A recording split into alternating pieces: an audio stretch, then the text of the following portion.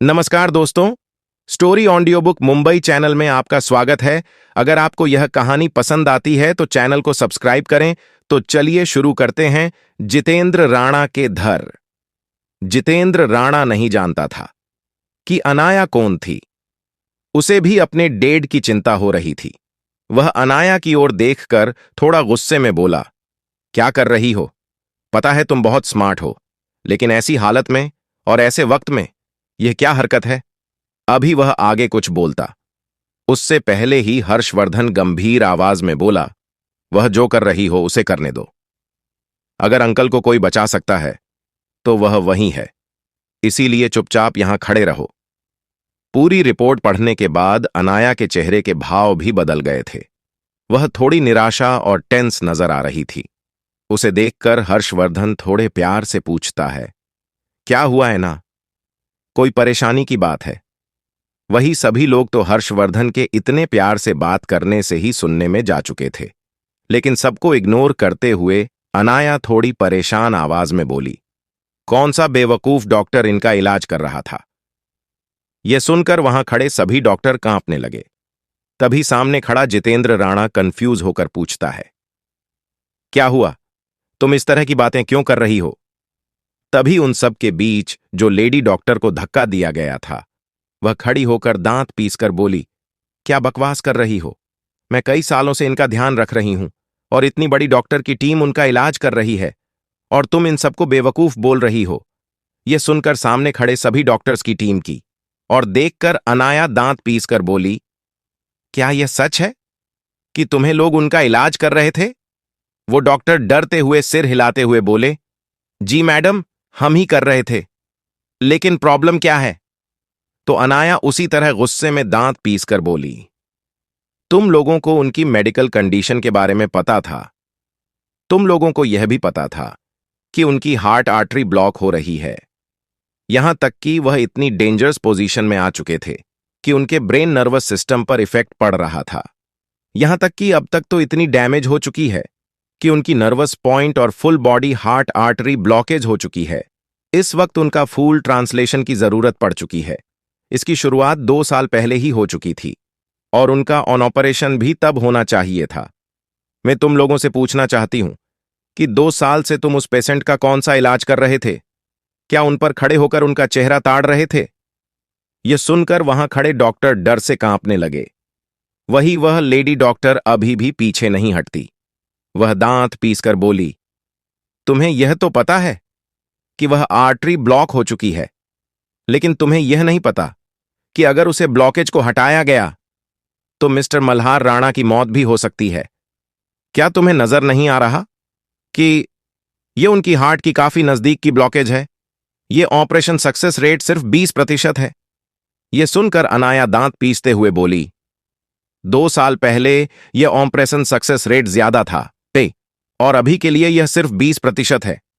तो अगर 2 साल पहले ऑपरेशन हो गया होता तो ऐसा भी हो सकता था कि अब तक तो वह तकरीबन नॉर्मल इंसान बन चुके होते, और इस ब्लॉकेज की वजह से उनकी बॉडी में जो बाकी की बीमारियां फैल रही हैं और उनका शरीर इतना कमजोर पड़ चुका है, वो नहीं होता। यह सुनकर जितेंद्र राणा अपनी खूंखार नजरों से अपने सामने खड़ी डॉक्टर की टीम को घूर रहा था, लेकिन अनाया के पास बहस का वक्त नहीं था। हर्षवर्धन की ओर देखकर बोली, इनको बचाने के लिए मुझे एक्सपर्ट टीम की जरूरत है, और यहां तो सभी बेवकूफ की फौज खड़ी है। फिर वह हर्षवर्धन की ओर गंभीर चेहरे के साथ देखकर बोली, हर्ष, तुम हॉस्पिटल डेन मिस्टर बख्शी को फोन करो और उनसे कहना कि डॉक्टर ऐना ने अपनी टीम के साथ उन्हें यहां बुलाया है, वह भी कुछ खास इक्विपमेंट के साथ। हर्षवर्धन हां में सिर हिलता है और अभी वह बाहर जाने ही वाला था। तभी विक्की, जो डॉक्टर ऐना का नाम सुनकर सदमे में जा चुका था, वह होश में आते हुए बोला, भाई आप रुकिए, मैं फोन करता हूं, आप यहीं पर रुकिए। वह फोन लेकर उस डीन को फोन करने के लिए चला गया। तभी अनाया पीछे खड़े सेक्रेटरी रजत की ओर देखकर बोली, रजत, तुम मेरी सेक्रेटरी रेशमा को फोन करो और उसे बोलो कि उसके पास जो आर्टिफिशियल हार्ट आर्टरी पड़ी है वो और आर्टिफिशियल सक्षम पंप के साथ लेकर यहां आ जाए। यह सुनकर सिक्योरिटी रजत तुरंत हरकत में आ गया और फोन करने के लिए चला गया। वहीं बाकी की पब्लिक जो वहां खड़ी थी वह तो किसी सदमे में ही जा चुकी थी। दुनिया की जानी मानी सर्जन डॉक्टर ऐना, जिसका नाम लेने से पेशेंट ठीक हो जाए, वह उनके सामने खड़ी थी। हालांकि उन लोगों ने उनका चेहरा नहीं देखा था, लेकिन वह सदमे में जा चुकी थी। तभी ऑपरेशन रूम के अंदर से एक सीनियर डॉक्टर और एक नर्स बाहर आते हुए बोली, मिस्टर जितेंद्र राणा, हम अपनी कोशिश कर चुके हैं। हमें नहीं लगता कि हम उन्हें बचा पाएंगे। अच्छा होगा कि आप उनसे मिल लें। यह सुनकर तो सभी लोग सदमे से बाहर आए। तभी सामने खड़ा हुआ डॉक्टर को देखकर अनाया गंभीर आवाज में बोली, उन्हें ऑपरेशन के लिए तैयार करो। अभी टीम और मशीन आते ही होंगे। तब तक उनके सारे रिपोर्ट बनाओ और उनकी अभी की कंडीशन की डिटेल मुझे दो। क्या अनाया बचा पाएगी मेले राणा को? और क्या आगे जाकर अनाया कुछ करेगी? क्या आगे चलकर हर्ष कुछ करेगा? जितेंद्र राणा के घर। अब तक आपने सुना कि अनाया ऑपरेशन के लिए ऑर्डर देती है। यह सुनकर सामने खड़ा डॉक्टर थोड़ा गुस्से में बोला, तुम जानती भी हो कि वह ऑपरेशन करने की हालत में है या नहीं? और कौन सा ऑपरेशन? उनकी सिचुएशन इतनी खराब हो चुकी है कि उनकी बॉडी में अब कुछ भी सही नहीं रहा। ये बोलते हुए वह घूर कर अनाया की ओर देखता है, लेकिन जैसे ही उसकी नजरें अनाया की आंखों से मिलती है, वह डर से कांपने लगा। वह रिस्पेक्ट से झुकते हुए बोला, मैम, आप यहां पर? दरअसल वह doctor international association medical research team का हिस्सा था और उसने डॉक्टर ऐना के साथ काम किया था और वह जानता था कि उसके सामने खड़ी लड़की कौन है। उसके पैर तो थर थर कांप रहे थे। वह माफी मांगते हुए बोला, माफ कीजिएगा मैडम, मैं आपका डिसरिस्पेक्ट किया। मुझे नहीं पता था आप यहां होगी। अनाया उसे देखकर पहचानने की कोशिश कर रही थी कि वो कौन है, लेकिन वह पहचान नहीं पा रही थी। वह बोली, आप ऑपरेशन की तैयारी कीजिए। वह डॉक्टर एक भी सवाल के बोला, जी मैडम, अभी हो जाएगा। मैं उनकी बेसिक ऑपरेशन की सारी तैयारियां शुरू कर देता हूं।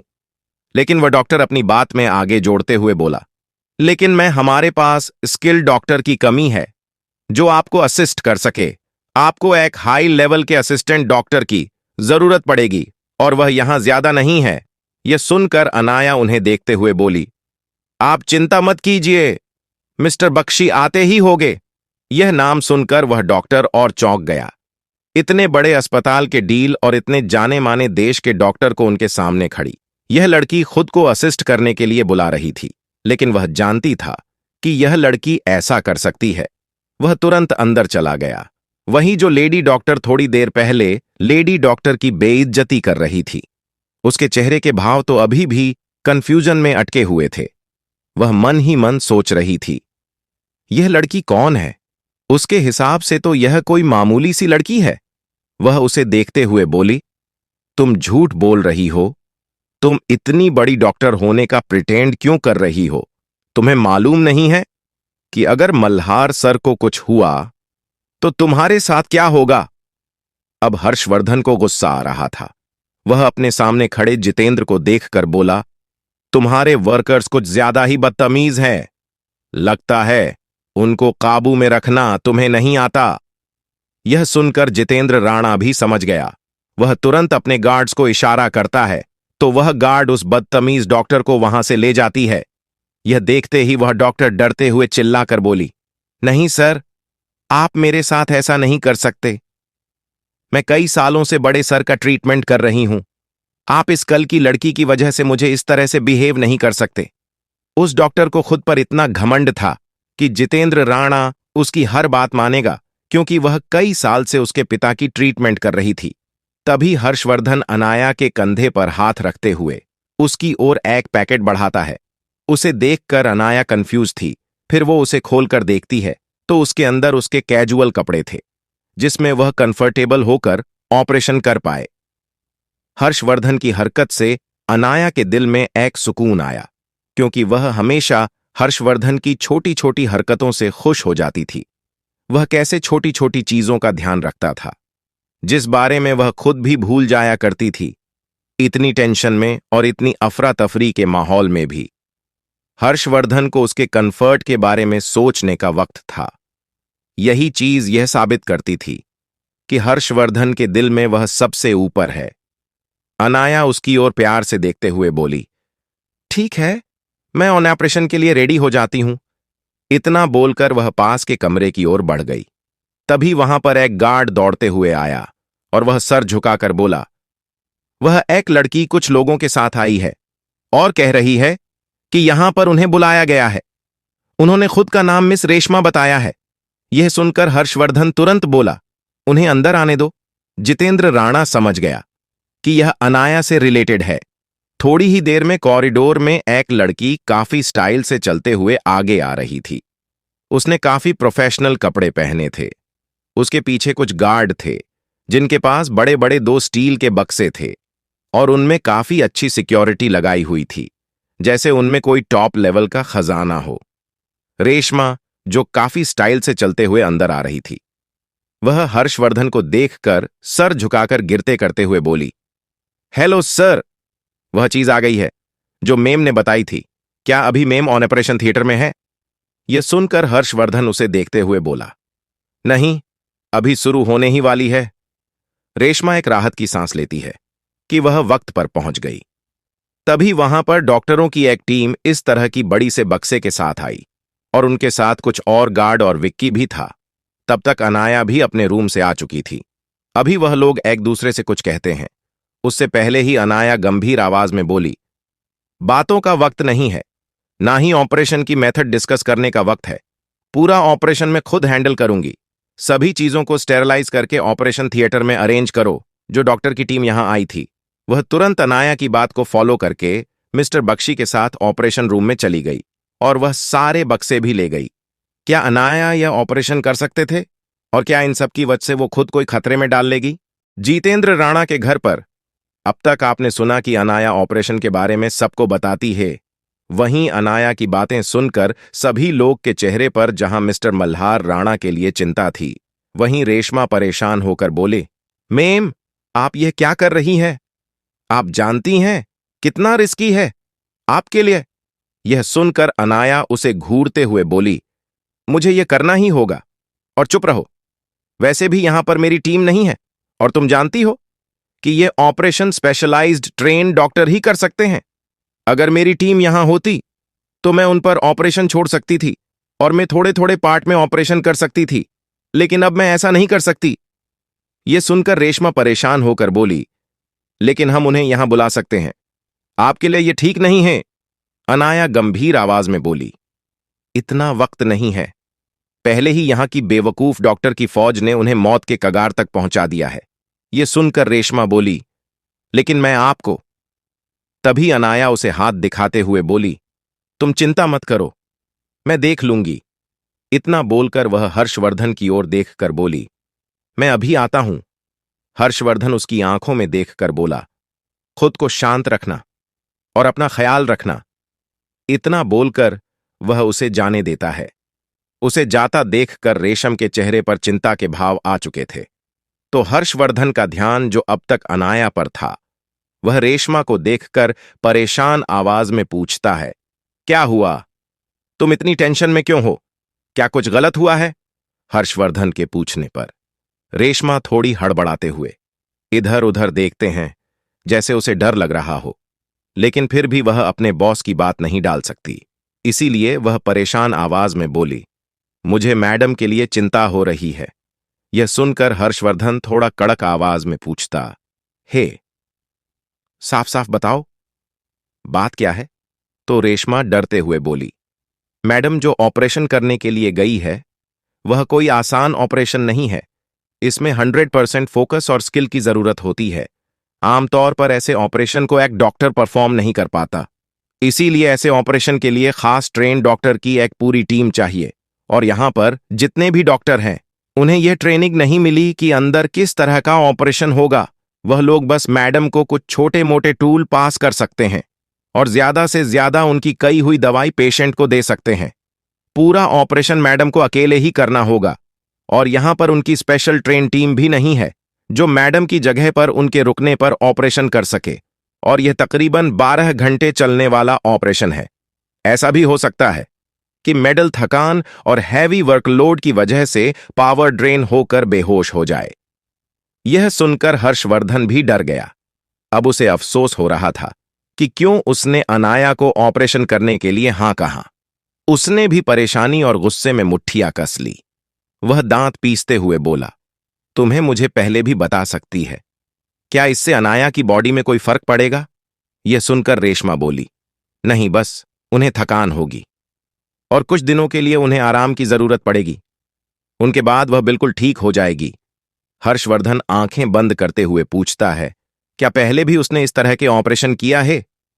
तो रेशमा परेशान होकर बोली, हां, इससे भी खतरनाक।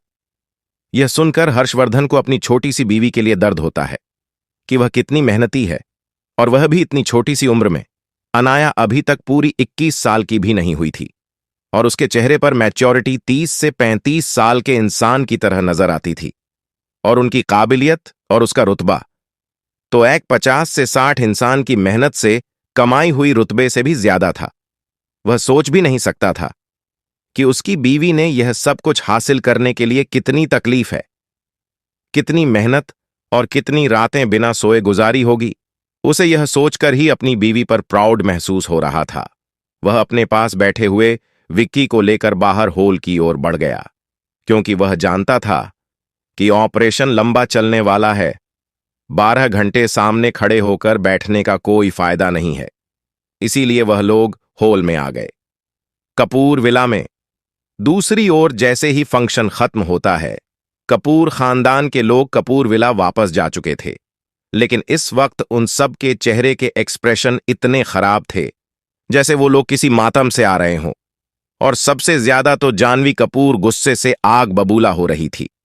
वह लोग जैसे ही घर पहुंचे, हॉल में जाकर जानवी कपूर चीज तोड़ फोड़ करने लगी और गुस्से में चिल्लाकर बोली, आपने तो कहा था डेट, यह सब कुछ मेरा है। लेकिन वहां पर वह सब क्या था? उस घटिया औरत और उसकी उसे बेटी के वजह से सबके सामने मुझे शर्मिंदा होना पड़ा। यहां तक कि हर जगह बस उसी की बातें हो रही हैं। आपको पता है कि जब से पूरे देश में वह खबर फैली है कि कपूर खानदान की असली वारिस में नहीं हूं, तब से ही मुझे कई सारे फोन आने लगे हैं। यहां तक कि मेरे कई सारे इन्वेस्टमेंट खत्म भी होने लगे और इंडस्ट्री में मुझे हर जगह नीचे नजरों से देखा जाने लगा। इतना बोलकर वह अपने हाथ में पड़े एक और वास को फेंक कर तोड़ देती है। इस वक्त कपूर खानदान की हालत कुछ ऐसी थी कि धोबी का कुत्ता न घर का रहा न घाट का, क्योंकि उन लोगों ने पहले ही इतने डींग के हाथ लिए थे, अफवाह फैला ली थी कि जैसे कपूर खानदान और उनकी हर चीज पर बस उन्हीं का हक था। यहां तक कि उन लोगों ने वह हर मुमकिन कोशिश की थी कि वह लोग अनाया के वजूद को मिटा सके। कपूर खानदान के घर में अब तक आपने सुना कि कपूर खानदान ने अनाया का वजूद भी मिटा चुके थे, क्योंकि जो लोग भी गीता कपूर के नजदीक थे, सिर्फ वही लोग जानते थे कि अनाया कपूर नाम की कोई लड़की भी थी। अनाया पहले ही काफी इंट्रोवर्ट लड़की थी। वह ज्यादातर लोगों से मिलती नहीं थी। हालांकि जो भी कपूर के नजदीक थे, उनसे वह काफी अच्छे से मिली हुई थी और हर बार उनसे मिलने भी चाहती थी। इसीलिए जैसे ही गीता कपूर की मौत हुई, राजेश कपूर ने उसे हर शख्स से नाता तोड़ लिया जो गीता कपूर के नजदीक थे।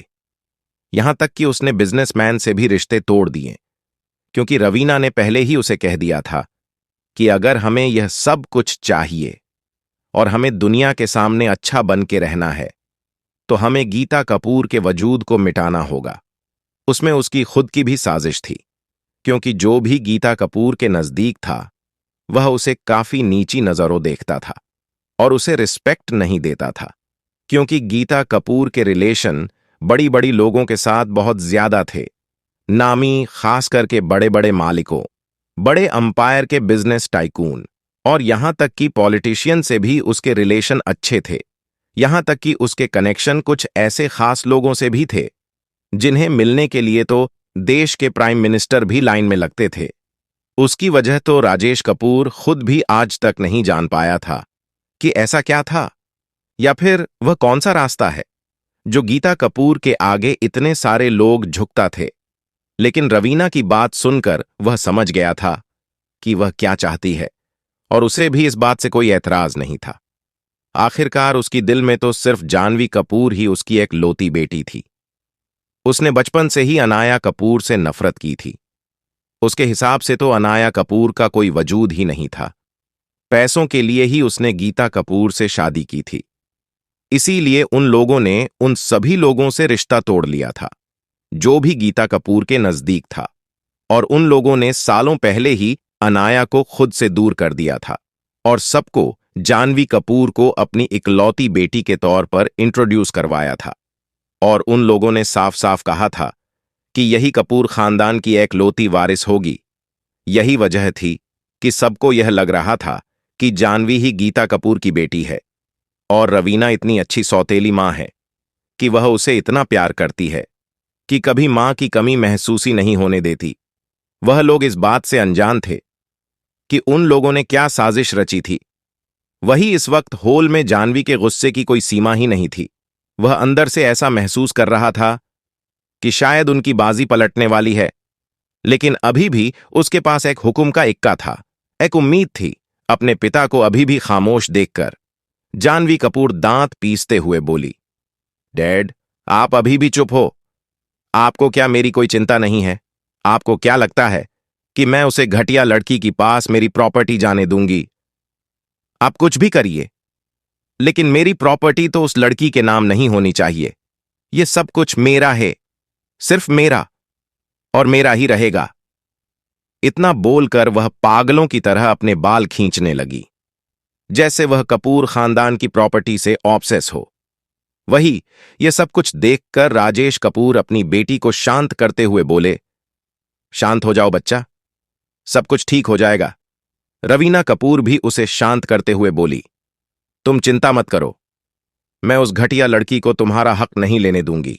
मैं उसे जिंदा ही नहीं छोड़ूंगी। यह सुनकर राजेश कपूर दांत पीसकर बोले, अभी भी बेवकूफी करना नहीं छोड़ी? तुम्हें क्या लगता है कि वह दोनों लोग कोई मामूली सी लोग हैं जो इस बात को ऐसे ही आसानी से जाने देंगे? अगर उनको जगह से भी फलक हुई तो यह सब कुछ चैरिटी में चला जाएगा, गरीब लोगों के नाम, और हम लोग सड़क पर आ जाएंगे। यहां तक कि हमें जो हर महीने लाखों रुपए मिलते हैं अनाया की परवरिश के लिए, वह भी नहीं मिलेंगे। यह सुनकर जानवी कपूर आंखें फाड़े अपने पिता को देख रही थी, जैसे पूछ रही हो, कौन से पैसे? तो रवीना कपूर उसे समझाते हुए बोली, तुम्हारे पिता सही कह रहे हैं। वह गीता बीच बहुत चालाक निकली। जब उसे तुम्हारे पिता पर शक हुआ तो उसने एक ऐसी विल बनाई जिसमें उसने सब कुछ अपनी बेटी के हस्बैंड के नाम कर दिया। यहां तक कि तुम्हारे पिता उसकी जायदाद की एक भी चीज अपने पास नहीं रख सकते। और उसने उस विल में यह भी लिखा है कि वह अनाया के खर्च के लिए हर महीने लाखों रुपए देंगे, लेकिन तुम्हारे पिता को एक फूटी कोड़ी नहीं मिलेगी। इसीलिए किसी भिखारी की तरह हमें पैसे दिए जाते हैं। इतना बड़ा अंपायर होने के बाद भी हम उसमें से कुछ भी नहीं छू सकते। यह सुनकर तो जानवी कपूर को और सदमा लगा, क्योंकि उसके हिसाब से तो उसके पिता के पास बहुत पावर थी और वह कपूर खानदान के अध्यक्ष थे। लेकिन उसे नहीं पता था कि उसके पिता तो अपनी मर्जी से उस इंडस्ट्री से एक पैसा भी निकाल नहीं सकते हैं। वह ना में अपना सिर हिलाते हुए बोली, नहीं डैड, मैं वह सब कुछ उस घटिया लड़की के पास नहीं जाने दूंगी। यह सुनकर रवीना कपूर उसे दिलासा देते हुए बोली, तुम चिंता मत करो, वह सब कुछ हमारे पास ही आएगा। तुम्हें बस विशाल को मानना है कि वह घटिया लड़की से शादी कर ले और पूरी प्रॉपर्टी अपने नाम कर ले। बाद में हम उसे मार देंगे। क्या कपूर खानदान मार देगा अनाया को? और क्या अनाया अपने खिलाफ चल रही साजिश के बारे में जान पाएगी? कपूर मेंशन में अब तक आप लोगों ने सुना कि रवीना कपूर अनाया को मारने की प्लानिंग कर रही थी। यह सुनकर राजेश कपूर बोले, लेकिन उससे पहले हमें उसे वापस लाना होगा। यह सुनकर रवीना कपूर दांत पीस कर बोली, तो तुम किस चीज की देरी कर रहे हो? जाओ जल्दी से उसे लाने की तैयारी करो। मैं नहीं चाहती कि इस चीज में और देर हो। वह बहुत जल्द 21 साल की हो जाएगी। मैं चाहती हूं कि उसके 21 साल के होते ही उसकी शादी हो जाए और वही सारी प्रॉपर्टी विशाल के पास आ जाए, ताकि उसके बाद हम उसे ठिकाने लगा सके और वह सब कुछ जानवी का हो जाए। मैं अपनी बेटी को ऐसे परेशान होते हुए नहीं देखना चाहती। यह सब कुछ उसका है और उसी का रहेगा। यह सब कुछ सुनकर राजेश कपूर के चेहरे पर भी शैतानी मुस्कान आ गई। वो आगे बोले, तुम चिंता मत करो, मैंने अपने आदमियों को कह दिया है, वह लोग वहां के लिए निकल गए हैं। कुछ दिनों में वह लड़की यहां होगी।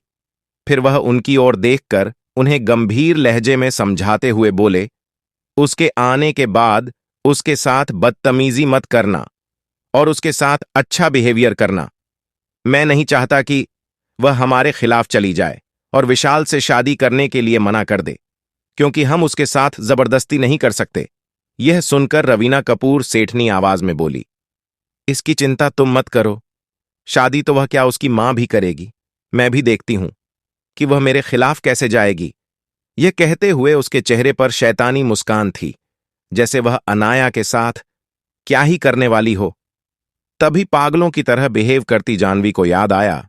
इन सभी डिस्कशन में जानवी विशाल को तो बिल्कुल ही भूल गई थी, क्योंकि विशाल भी वहां आया था और उसने भी वह सब कुछ सुन लिया था और देख लिया था। विशाल को वैसे तो पता था कि अनाया कौन है, लेकिन उसे नहीं पता था कि सब कुछ अनाया के नाम है।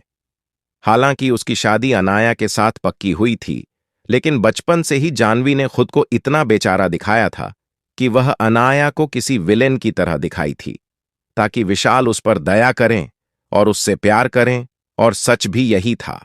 लेकिन पिछले जन्म से इस बार कुछ चीज उल्टी थी।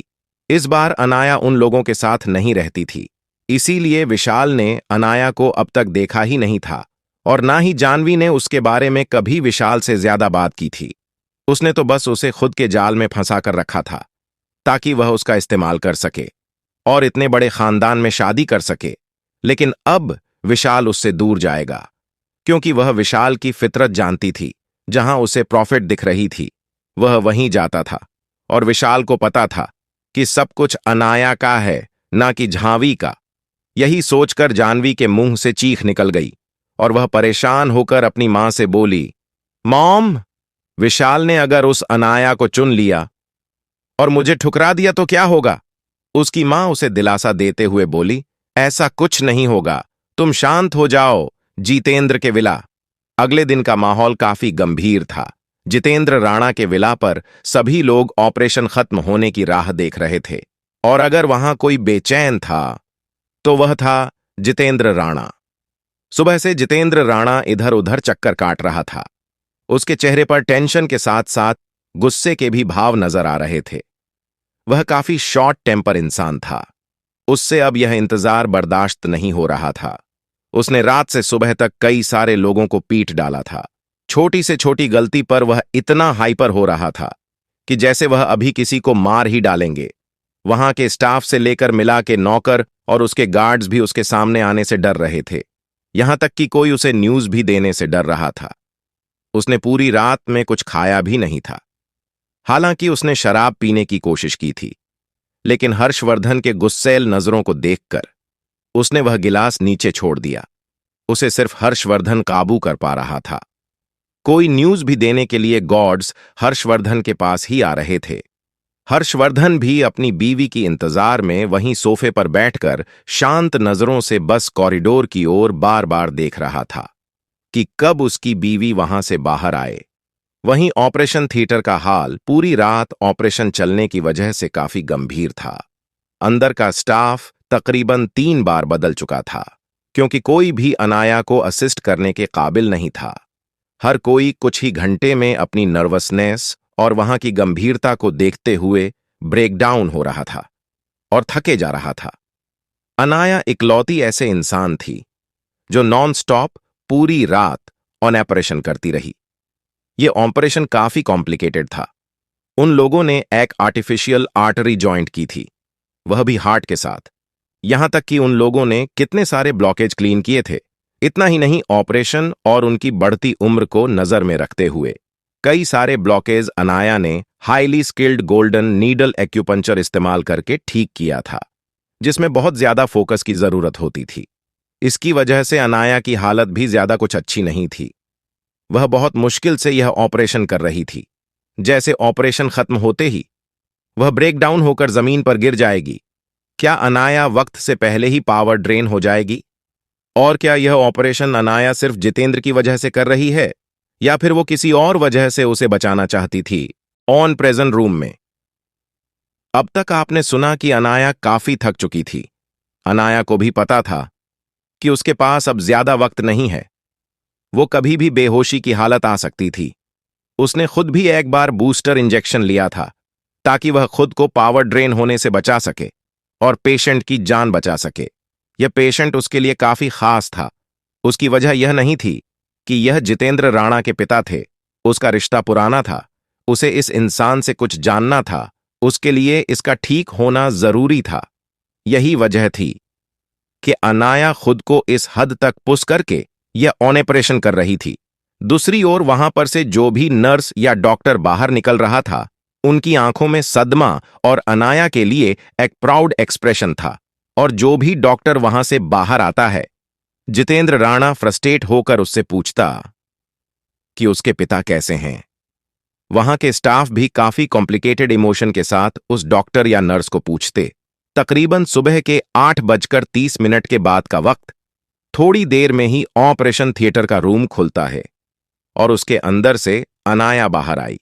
उसके पीछे कुछ डॉक्टर भी थे। अनाया की हालत इस वक्त काफी खराब चल रही थी। वह पूरी तरह से पावर ड्रेन हो चुकी थी। उसकी हालत इतनी खराब थी कि वह खुद को घसीट कर चल रही थी। वही हर्षवर्धन जो कब से कॉरिडोर को ताक रहा था और अपनी बीवी का इंतजार कर रहा था। अनाया की ऐसी हालत देखकर वह दौड़कर ऑपरेशन थिएटर की ओर भागता ही वहीं उसे दौड़ता देख वहां खड़े सभी लोग एक साथ उसकी ओर देखने लगे।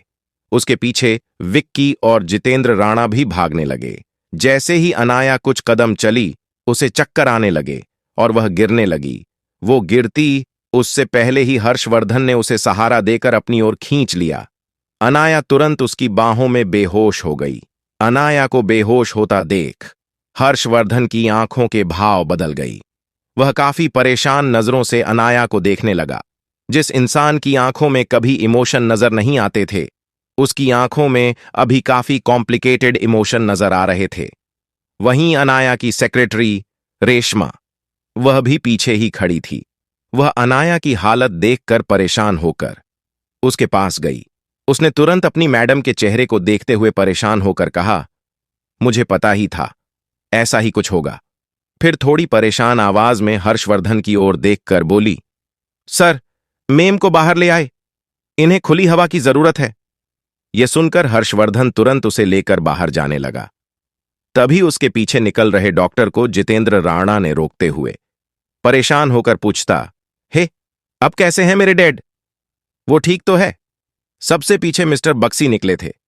हालांकि वह भी ऑपरेशन के दौरान 3 बार ब्रेक ले चुके थे।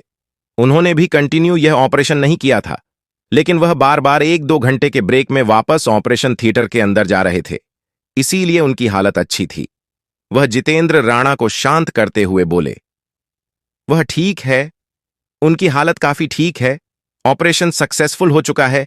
हालांकि उन्हें होश आने में कुछ दिन लगेंगे, लेकिन अब उनकी मेडिकल कंडीशन नॉर्मल है।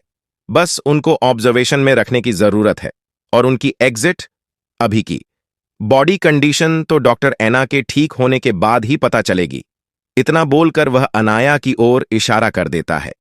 यह सुनकर जितेंद्र राणा के चेहरे पर एक सुकून भरी झलक नजर आने लगी, क्योंकि वह अपने पिता को लेकर काफी डेस्परेट हो रहा था।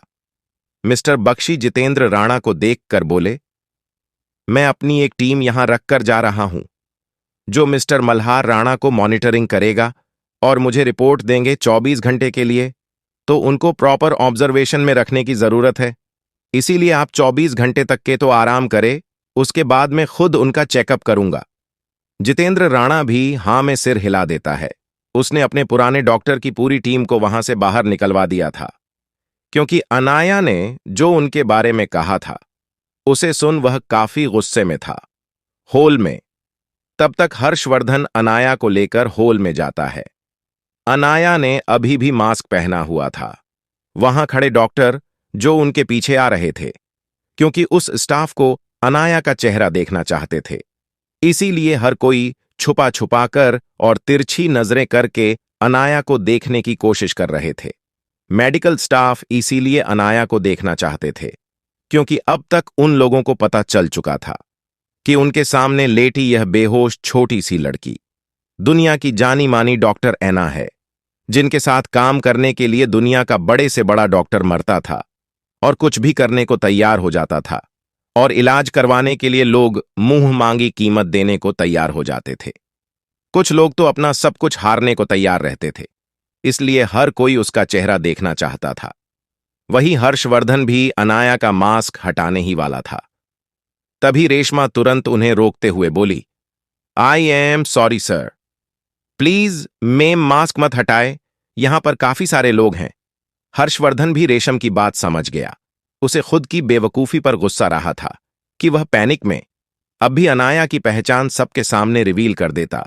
वही जितेंद्र राणा, जो उसके पीछे आ रहा था, वह हर्षवर्धन की ओर देखकर बोला, तुम उसे लेकर ऊपर के रूम में चले जाओ, उसे आराम की जरूरत है। यह सुनकर हर्षवर्धन गंभीर आवाज में अनाया को गोद में लेते हुए बोला, नहीं, मैं उसे लेकर घर जा रहा हूं। हम वापस अंकल को चेक करने के लिए आएंगे। क्या अनाया को कोई बीमारी है? क्या इसके बाद भी हर्षवर्धन अनाया को जाने देगा?